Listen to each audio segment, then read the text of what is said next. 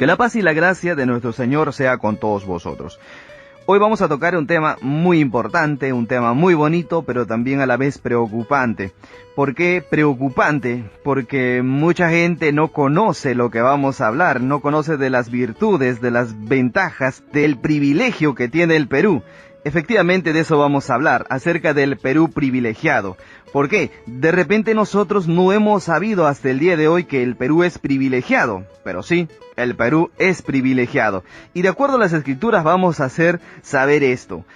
A menudo de repente te has preguntado por qué el privilegio del Perú, y hemos escuchado por ahí frases como que el Perú tiene costa, sierra y selva y mar y mucha materia prima, rica por supuesto. En el Perú se encuentra la fuente de agua dulce más grande del mundo, que es el río Amazonas. En el Perú se encuentra el ombligo del mundo, el ombligo de la tierra, el mejor clima del mundo, el mejor café, el mejor cacao del mundo y una larga lista de privilegios que van a enriquecer esta bendición que tiene el Perú. La razón principal por la que el Perú es privilegiado es porque en el Perú tenía que suceder la segunda venida de Cristo. Así es, así como lo escuchas. En el Perú tenía que suceder la segunda venida de Cristo. Es por eso que el Perú es privilegiado. Y de esto vamos a hablar. La Biblia hablará del Perú, los profetas hablaron del Perú, los estudiadores, los científicos hablan acerca de esto. Pues sí, efectivamente. Existen varias maneras de poder sustentar esta profecía, porque en definitiva es una profecía. Lo malo es que a mucha gente no nos gusta leer, no nos gusta investigar, y solo nos resignamos a escuchar todo lo que comentan y lo que mencionan. Al final somos engañados. Pero por eso debemos tener el hábito de investigar. Es efectivamente por eso que debemos leer, debemos conocer. Voy a citar algunos libros muy antiguos, inclusive algunos libros apócrifos que hablaron acerca de esta realidad. También voy a citar a algunos estudiadores científicos, entre matemáticos, médicos, astrónomos, cosmobiólogos, que han dedicado mucho tiempo de su vida al estudio de estas situaciones y se han encontrado con una realidad muy bonita, de que en el Perú efectivamente tenía que suceder la segunda venida de Cristo. Ok, sin más preámbulos, empecemos. Vamos a abrir las escrituras y vamos a leer. Vamos a iniciar por lo que nos dice Mateo, capítulo 23, versículo 37. Empezamos a hablar acerca del Perú privilegiado. Evangelio de San Mateo, capítulo 23, versículo 37. ¿Qué nos dirá las Sagradas Escrituras? Jerusalén, Jerusalén, que matas a los profetas y apedreas a los que son enviados a ti. ¿Cuántas veces quise juntar tus hijos como la gallina junta sus pollos debajo de las alas, y no quisiste? Jerusalén, Jerusalén, que matas a los profetas. Todo el tiempo Dios siempre envió a sus profetas, a sus predicadores, a sus enviados a salvar a la humanidad desde el principio. Y Jerusalén nunca quiso escucharlos. Jerusalén, cuando se refiere, habla de allá del oriente, de la tierra de Palestina, donde vino el Señor Jesús. Por ejemplo, en el tiempo de Noé, Noé vino anunciando de que iba a venir un diluvio y que si nosotros no nos apercibiéramos a entrar en el arca, íbamos a morir. Y fue así. La gente le creyó, no le creyó. Mucho tiempo predicó Noé y no le creyeron. Luego vino Lot, también predicó de que iba a venir juicio en forma de lluvias de fuego. Y la gente se burlaba y lo menospreciaba y no le creían. Así vino Abraham, Isaac, Jacob, Ezequiel, Daniel y todos los profetas hasta el tiempo de Juan y Jesús. Y a todos lo hicieron lo mismo, se burlaron, no le creyeron, lo mataron, así como al profeta Ezequiel, que murió siendo un mártir, así como a Isaías, que lo aserraron en dos y lo mataron, así como a Juan, que por el capricho de una mujer llegaron a cortarle la cabeza en un plato, y así como al Señor Jesús. Por eso Dios dice que matas a los profetas y apedreas a los que son enviados a ti. Todo el tiempo Dios siempre quiso salvar a su pueblo, pero su pueblo no le hizo caso. Por último, ¿qué hace Dios después de haber mandado a sus profetas, a sus enseñadores, a sus predicadores? Manda a su hijo, diciendo él, tal vez al ver a mi hijo tendrán respeto. Pero la gente ya estaba carcomido de maldad. Mateo capítulo 21, versículo 37 y 38. Y a la postre les envió su hijo. Ahí está, a la postre quiere decir por último, les envió su hijo. ¿A quién envió Dios? al Señor Jesús, diciendo, tendrán respeto a mi hijo. 38. Mas los labradores, viendo al hijo, dijeron entre sí, este es el heredero, venid, matémosle y tomemos su heredad. Los labradores, dice, al ver al hijo, iban a entregarlo a muerte, porque ya estaban carcomidos por la maldad. De esa forma, los judíos, los orientales, entregaron a muerte al Hijo de Dios. Entonces, ¿qué hace Dios con toda esta realidad? Mateo capítulo 23, versículo 38. Mateo 23, 38. ¿Qué hace Dios? He aquí vuestra casa os es dejada desierta. Dios quita la promesa, arranca el Espíritu del Señor de allá del oriente y deja esa casa desierta. ¿Pero qué hace Dios? Dios quitará la promesa y se lo dejará al pueblo sin promesa. Mateo capítulo 21, versículo 43. Por tanto os digo que el reino de Dios será quitado de vosotros y será dado a gente que haga los frutos de él. Dios iba a quitar esta promesa de tener al Hijo de Dios, de tener al Espíritu Santo allá. Iba a quitar esa promesa y se lo va a dar a gente que haga frutos de él. Dios quita la promesa a los judíos, a los orientales. ¿Por qué? Porque mataron siempre a sus profetas, a sus enviados, y por último mataron al Hijo de Dios. Entonces Dios quita la promesa y se la da, dice, a gente que haga frutos de él. ¿A quién tenía que dárselos? Libro de Romanos, capítulo 11, versículo 11. Romanos 11, 11. Digo pues, ¿han tropezado para que cayesen? En ninguna manera. Pero por el tropiezo de ellos vino la salud a los gentiles. Por el tropiezo de ellos, ¿en qué tropezaron los judíos? Tropezaron en la piedra de tropiezo, es decir, en el Hijo amado de Dios. Y por su tropiezo dice que viene la salvación, salud quiere decir salvación, a los gentiles, para que fuesen provocados a celos. Si Dios quita la promesa de los judíos y se la da a los gentiles, ¿quiénes son los gentiles? Gentiles, de acuerdo al término bíblico, libro de Romanos, capítulo 2, versículo 14, vamos a ver quiénes son los gentiles. Porque los gentiles que no tienen ley, ahí está, mira, los gentiles que no tienen ley. Y esto efectivamente lo recalca Primera de Tesalonicenses, capítulo 4, versículo 5. Dice así, no con afecto de concupiscencia, como los gentiles que no conocen a Dios. ¿Quiénes son los gentiles? Gentiles se les denomina a aquellas personas que nunca conocieron nada de Dios, no saben nada de la ley de Dios, como decir personas inocentes. Pero los judíos y la tierra del oriente ya no eran inocentes, porque ellos sabían que desde el tiempo de Adán y Eva, Dios siempre ordenó sus promesas, sus ordenanzas, su alternativa de salvación en la tierra del oriente. ¿Y dónde estarían entonces los gentiles, quienes iban a recibir esta promesa de Dios, de recibir la venida del Salvador, la venida del Hijo de Dios? Esto se tiene que cumplir. Para esto vamos a leer un libro apócrifo, el libro del Apocalipsis de Elías, en el capítulo 2, versículo 6. Quiero lecturarles a la letra, dice, un rey se levantará en las tierras del occidente, a quien llamarán Rey de Paz. El apócrifo del Apocalipsis de Elías mencionaba de que un rey tenía que levantarse en las tierras del occidente. Y tiene sentido, porque todo el oriente, es decir, Medio Oriente, Asia, Europa, África, ya conocían acerca de la historia bíblica. En Egipto, por ejemplo, vino Moisés. Al Medio Oriente vino el mismo Señor Jesús y los profetas. Hasta Europa llegó Pablo predicando. Todo el Oriente ya conocía acerca de la salvación de Dios. Ellos no pueden ser gentiles. Pero ¿dónde no había llegado la promesa de Dios? ¿Dónde no había sido predicado? En el occidente. Y esto es lo que recalca este libro apócrifo. Pero vámonos a las Sagradas Escrituras. Libro del profeta Isaías, en el capítulo 43, versículo 5. Isaías profeta, capítulo 43, versículo 5. Dice así, no temas, porque yo soy contigo. Del oriente traeré tu generación y del occidente te recogeré. Ahí está.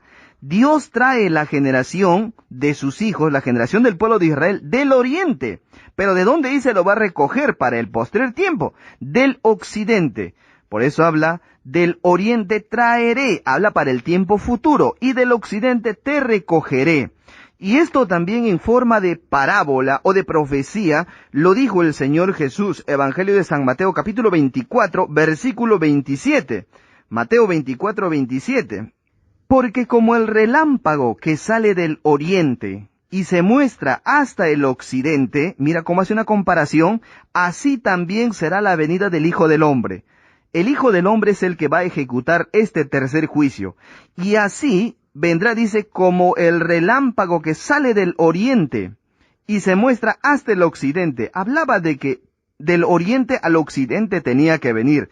Y efectivamente esto es lo que describen los profetas. Pero ustedes me dirán, pero hermano, la Escritura dice de que el Hijo de Dios tenía que venir exactamente en Belén de Judea. Y en el occidente tenemos América del Norte y América del Sur y muchos países. ¿A dónde tenía que venir la promesa de Dios en su segunda venida del Señor Jesucristo? Ok, nos vamos al libro de Job. ¿A qué parte del occidente? El libro de Job, capítulo 23, versículo 8 y 9. Vamos a lectura parte por parte para poder entender. 23:8 dice: He aquí yo iré al oriente, está hablando el Espíritu de Dios, y no lo hallaré. Dios no haya promesa, no haya lugar en el oriente. ¿Por qué? Porque allá mataron a sus profetas y mataron a su hijo. Y no lo hallaré, allá no haya promesa de Dios. Y al occidente, ahora sí, ve al occidente.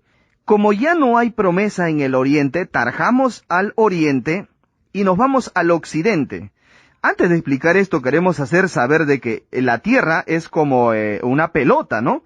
Y si lo partimos verticalmente en dos, veríamos un mapa mundi. A un lado el hemisferio oriental, donde está Europa, África, Asia, y al otro lado el hemisferio occidental, donde está América del Norte y América del Sur. En el oriente, Dios ya no haya promesa, porque allá mataron a su hijo. Entonces nos centramos en el occidente. El versículo 9 va a aclarar: si al norte él obrare, si al norte, como no está en el oriente, para su segunda venida, nos centramos en el occidente. De la línea ecuatorial para arriba se llama norte, América del Norte. Si al norte él obrare, yo no lo veré. Dios no mira con promesa al norte. ¿Por qué? Hay muchas razones. Ahí se encuentran las organizaciones internacionales, que querramos o no tienen mucho que ver también con el propósito de la marca de la bestia, que es un tema que también debemos conocer. Si al norte él obrare, yo no lo veré. Al sur se esconderá. Mira que dice, al sur se esconderá. En otra versión dice mediodía. Mediodía quiere decir sur. Como también lo escribe un libro muy antiguo, un libro apócrifo, que fue encontrado en las cuevas de Qumran, en el libro de Enoch, capítulo 77, versículo 1, para aclarar lo del mediodía. Al norte lo llamarán este, porque es primero. Al sur lo llamarán mediodía, porque allí habita el grande, y en él reside el bendito por siempre. Ya hablaba de una profecía de que en el sur, dice, iba a estar el grande, el bendito por siempre. En las tierras del sur, efectivamente ya no estamos hablando del oriente, sino del occidente. Pero ustedes me dirán, pero hermano, yo quiero que me diga en qué parte exactamente tenía que acontecer esta venida de la promesa de Dios, de que Dios tenía que poner su mano por segunda vez. Ok, vamos a leer libro de Isaías, capítulo 19, versículo 18. Y aquí quiero comentarles, hablando específicamente de América del Sur, Isaías 19, 18. Nos vamos a remontar hacia el siglo XV más o menos. Dice así, 19, 18. En aquel tiempo habrá en Egipto 5 ciudades, acuérdense de eso, 5 ciudades, que hablen la lengua de Canaán, un solo idioma van a hablar, y que juren por Jehová de los ejércitos, todos van a creer en Dios. Una de ellas se llamará la ciudad de Eres. A ver, en aquel tiempo habrá, está hablando para el tiempo futuro, 5 ciudades. En el siglo XV, exactamente en esta parte de la tierra de América del Sur, hubo un imperio, en los años 1500, el imperio del Tahuantinsuyo, o el imperio incaico, como lo conocemos, que proféticamente abarcó hasta Chile por el sur, Bolivia y Argentina, y por el norte llegó hasta lo que es Ecuador, y por el centro, Perú. 5 países que hablaban un solo idioma. ¿Qué idioma hablaban los incas? El quechua, por supuesto, el idioma quechua es el idioma neto del Perú. Y luego dice, y que juren por Jehová de los ejércitos. Todos van a creer en Dios. A nuestros días, todo mundo cree en Dios. Pero una de ellas se llamará la ciudad de Eres. Una de esas 5 ciudades se llamará ciudad de Eres. ¿Qué quiere decir el término Eres? Con H y con Z. Esto es una palabra hebrea que si nos vamos al diccionario bíblico, o simplemente cambiamos de versión, leemos la Biblia católica, dice, una de ellas se llamará Ciudad del Sol. Una de las 5 ciudades iba a ser la Ciudad del Sol. Y usted se preguntará, ¿cuál es esa Ciudad del Sol? Estamos en América del Sur, y donde Dios tenía que volver su mano. Ahora vamos a leer. Libro de Ezequiel. ¿A qué parte de estos 5 ciudades o a qué parte de América del Sur? Todavía no está aclarando. Solo dice que una se llamará Ciudad del Sol. ¿Cuál será esa Ciudad del Sol que va a recibir la mano de Dios? Ezequiel, profeta Ezequiel, capítulo 38, versículo 2. Para arrebatar despojos y para tomar presa. Para arrebatar. ¿Qué cosa fue arrebatado de lo que fue despojado? Lo que despojaron en primer lugar los judíos fue al Hijo amado de Dios. No creyeron en Él. Y Dios arrebata, junto con Él, arrebata sus 10 mandamientos, que llegan aquí al Perú en el año 1958, el 27 de octubre exactamente, cuando la ley de Dios sale a los ojos del mundo. También junto con esto viene el culto del sábado, la luna nueva, las fiestas, la túnica, la ofrenda, en fin, y todas las costumbres, los ritos sagrados que se practicaban antes en el Oriente, iba a ser despojado y eso iba a ser arrebatado. Vuelvo a la lectura. Para arrebatar despojos y para tomar presa, ¿se dan cuenta? Para tornar tu mano sobre las tierras desiertas ya pobladas. ¿Qué quiere decir eso? La mano de Dios que antes estaba en el Oriente, tenía que tornar, tenía que volver sobre las tierras desiertas, pero ya están pobladas. ¿Qué quiere decir esto? Tierra desierta en el conocimiento de Dios, o sea, gentiles. En estas partes de la tierra es donde la gente nunca escuchó la predicación ni de los profetas, ni ningún apóstol llegó aquí a América, ni del norte ni del sur. Pero ya hemos visto que específicamente viene América del Sur. Ahí pondrá sus pies el grande, el todopoderoso. A esta parte dice tenía que venir la mano de Dios. ¿Pero dónde? ¿Qué más dice? Sobre las tierras desiertas ya pobladas y sobre el pueblo recogido de las gentes, que vive de la ganadería y la agricultura. Esa tierra dice vive de la ganadería y la agricultura, que moran en el ombligo de la tierra. Miren, señores, esta maravilla. El ombligo de la tierra. Ahí dice mora esa gente que va a recibir la mano de Dios cuando vuelva. Esa mano de Dios es el Hijo amado de Dios, el Hijo del Hombre, el Cristo, el Salvador, el Mesías, el ungido de Dios. Él tenía que volver aquí, al ombligo de la tierra. Pero ustedes se preguntan, ¿dónde es el ombligo de la tierra? Solo basta con googlear y ahí encontramos dónde es el ombligo de la tierra. Científicamente, políticamente, geográficamente está comprobado que el ombligo de la tierra es Cusco, Machu Picchu. Pero vamos a demostrarlo bíblicamente. Libro del profeta Isaías, capítulo 2, versículo 1, 2 y 3. Isaías. Vamos a ver dónde es el ombligo de la tierra. Capítulo 2, 1 dice, lo que vio Isaías, hijo de Amós, tocante a Judá y a Jerusalén. Esto es una visión, lo que vio Isaías. Y acontecerá que en lo postrero de los tiempos, está hablando para el tiempo futuro, que será confirmado el monte de la casa de Jehová por cabeza de los montes, o sea, un monte más importante. Y será ensalzado sobre los collados y correrán a él todas las gentes. Mucha gente de diferentes partes del mundo va a venir, dice, a conocer esta casa donde Dios iba a morar.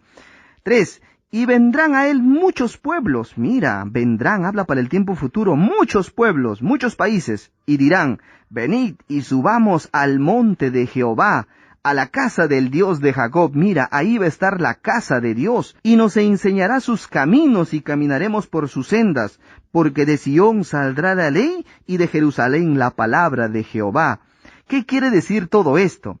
Ahí en el capítulo 2, en la Biblia latinoamericana, ahora sí recomiendo específicamente leer la Biblia latinoamericana, que es la que tiene en el pie de página una aclaración. En esa aclaración a veces tiene un círculo de leyenda o un signo de más y en la parte final del pie de página está la aclaración. ¿Qué es lo que dice en la aclaración? ¿A qué se refiere? Comentario. Dice así, Isaías, capítulo 2, versículo 1-2. Esta es una visión aparentemente irreal. ¿Se acuerdan que el profeta había visto una visión? Ok, aparentemente irreal, dice, y que sin embargo se va cumpliendo y se cumplirá. El pequeño cerro que domina la ciudad de David y que soporta el templo de Salomón ha pasado a ser en esta visión el ombligo del universo. Nuevamente nos menciona el ombligo del universo. Nada menos que un Machu Picchu a escala mundial, estimados hermanos. El Perú es privilegiado, porque del Perú hablaron ya los profetas. Aquí en el Machu Picchu, en el Perú, tenía que suceder la segunda venida de Cristo, el retorno de la mano de Dios. Aquí en el Perú, ¿qué más nos dice?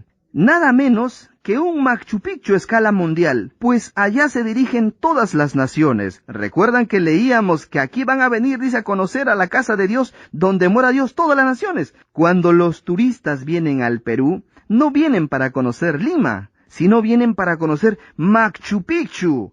Este país es un lugar privilegiado. El Perú es privilegiado, este es un orgullo tremendo que debemos sentir todos los peruanos, pero esto nunca nos van a enseñar. Ni aunque nos vayamos a las mejores universidades, ni a los mejores centros de teología, no nos van a enseñar. ¿Por qué? Y tengo que decirlo con vergüenza, porque muchos queremos enseñar solamente para ganar dinero, para lucrarse. Queremos enseñar los diezmos, las primicias, las ofrendas, y todo para el lucro del pastor. ¿Cómo entregarán ese dinero si Dios es espíritu?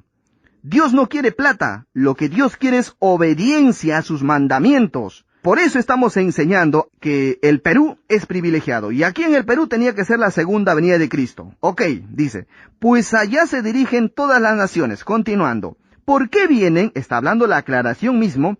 Porque saben que necesitan de la palabra de Dios. Miren, la palabra de Dios nace aquí en el Perú el 27 de octubre de 1958. Y después de agotarse los recursos de la ciencia, de la economía y de la política, después de agotarse estos recursos, porque la ciencia se va a ir acabando, la ciencia del hombre no va a durar mucho. Los médicos se van a olvidar las fórmulas de cómo curar a los enfermos. La economía, se va a venir una recesión económica nacional e internacional. Y es cierto, va a haber pérdidas, y eso es lo que estaba anunciando el profeta Isaías. Después de agotarse los recursos de la ciencia, de la economía y la política, porque va a llegar el momento que los políticos no van a poder solucionar ningún problema, reconocen que necesitan de una enseñanza. Ahí recién la gente se va a dar cuenta. Creo que vamos a tener que buscar a Dios. Ahora es el momento de buscar a Dios. En este lugar donde Dios había anticipado que iba a poner sus pies, en el Perú, es la promesa de Dios. Después de agotarse los recursos de la ciencia, la economía y la política, necesitan de una revelación de Dios. La palabra Torá, que en los tiempos posteriores pasará a designar la ley, significa el comienzo de una enseñanza entregada por Dios, como traducimos aquí. ¡Qué maravilla! Ustedes, estimados hermanos, ¿sabían que la Biblia hablaba del Perú? Tal vez muchos de nosotros desconocíamos, pero ahora estamos aclarando para que se sientan y todos nos sintamos orgullosos de ser peruanos. Finalmente, quiero mencionar que esto no solamente lo dice la Biblia, sino que lo dicen unos autores que se dedicaron al estudio profundo, por ejemplo, de la Gran Pirámide. En los estudios de la Gran Pirámide, basados en el lenguaje matemático de la pulgada piramidal, hablan cosas que en realidad tenían que cumplirse en este tiempo. El escriba Masurdi, por ejemplo, que fue un copto del siglo X, que habla que el faraón Suriel mandó a construir las pirámides, Georges Barbarien y el doctor Davison, entre otros como Spencer Lewis, científicos, antropólogos, egiptólogos, matemáticos que se dedicaron al estudio de la Gran Pirámide. Resalto uno muy importante, a Rodolfo Benavides, que en su libro Dramática Profecía de la Gran Pirámide, en el año 1952, en la página 303, describe la siguiente frase: la venida del Mesías, o Hijo de Dios, está próxima, y habrá de ocurrir antes del 2000. Y se dice que el Mesías actualmente ya encarnó, y que es un hombre joven, y el mundo lo conocerá en el momento de la mayor tribulación. Esto escribe Rodolfo Benavides en su libro Dramática Profecía de la Gran Pirámide. Estaba diciendo que el Mesías va a venir alrededor del 2000. Asimismo, también quiero citar uno de los autores que en realidad vale la pena mencionar, cuyo nombre es francés, el doctor Serge Reynaud de la Ferrière, un francés astrólogo, cosmobiólogo, matemático, doctor en medicina, presidente fundador de la Asociación Mundial de Cosmobiología y también fue presidente de la Federación Internacional de las Sociedades Científicas, un personaje muy reconocido. Al llegar a Caracas, un 18 de enero del año 1954, para el Diario Nacional le entrevistó un periodista llamado Pacheco Soublet. Y entre conversaciones llegaron al tema acerca de la venida de Jesús. Y el periodista le preguntó, ¿cuándo será la venida del Mesías? El doctor Reynaud de la Ferrier respondió, hay que prepararse para el ciclo de los años 2000. El Mesías aparecerá en América. Estoy persuadido de que el instante se acerca, dijo el doctor de la Ferrier. Después de los disturbios debemos esperar la venida de Cristo Rey. Basado en la cosmobiología y en los astros, la nueva era es de América. El continente es el elegido por el Mesías, tal como lo indicó el profeta Isaías. Estamos dando cuenta lo que fue descrito en el diario El Nacional, el 18 de enero de 1954. Dice así, dijo el doctor de la Ferrier, el signo de Acuario presenta formas iguales a las cadenas de montañas en Perú. Miró a los ojos al periodista Pacheco y le dijo, en el Perú será la segunda venida del Mesías. Carambas, hermanos. El doctor Serge Reynaud de la Ferrier, sus profecías eran tan exactas y eran científicas, basados en la astrología, en la cosmobiología, cosa que los escritos antiguos, como los libros apócrifos y las Sagradas Escrituras y el mismo Señor Jesucristo lo declaró, en el Perú tenía que acontecer la segunda venida de Cristo. Este es el privilegio más grande que tiene el Perú. Además de esto, también quiero mencionar que habiendo tantos lugares en el mundo, para haber nacido, hemos tenido que nacer en el Perú. Y habiendo tantos años en la historia, tuvimos que haber nacido en este tiempo. ¿Acaso es en vano? Habiendo tantas cosas por hacer, en este momento estamos escuchando esta profecía, esta predicación, y nos damos cuenta y nos preguntamos, ¿cómo es posible que yo haya nacido en este tiempo y estar ahora escuchando? Porque no es en vano. Se cumple y se cumplirá lo que dijo el Señor. No me elegisteis vosotros a mí, mas yo os elegí a vosotros. Dios permite que conozcamos esta maravilla, no para callar, sino para transmitir, y con orgullo y con fuerza, de que en el Perú tenía que acontecer la segunda venida de Cristo. Bendito sea Dios, y me voy con una tremenda alegría porque de repente muchos no habían escuchado, y gracias a Dios que ha permitido hoy que compartamos este tema. Será con nosotros hasta otra oportunidad. Y que la paz y la gracia de nuestro Señor sea con todos vosotros.